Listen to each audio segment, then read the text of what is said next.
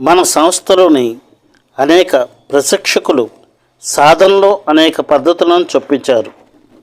అవన్నీ వారి వారి మనస్సుల నుండి పుట్టినవే. వాటిని ఎవరూ అనుసరించరాదు.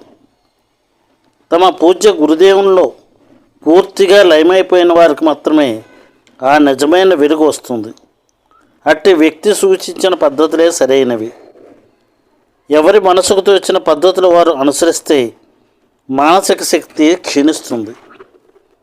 ఎవరైనా ఏదైనా చెప్తే లేదా తమ అనుభవాలు తెలియజేస్తే వెంటనే వారికి అనుకూలమైన ధ్యాన పద్ధతులు అనుసరించండి అని సలహా ఇచ్చే పని ఇప్పుడు సర్వసాధారణంగా కనిపిస్తుంది. సత్యమైన ఆ మూలం నుండి రాని పద్ధతులు, సరిదిద్దు విధానాలు పనికిరానివి. యాదృచ్ఛికంగా ఒక్కొక్కసారి ఫలితం ఇవ్వడం అనేది మరో విషయం.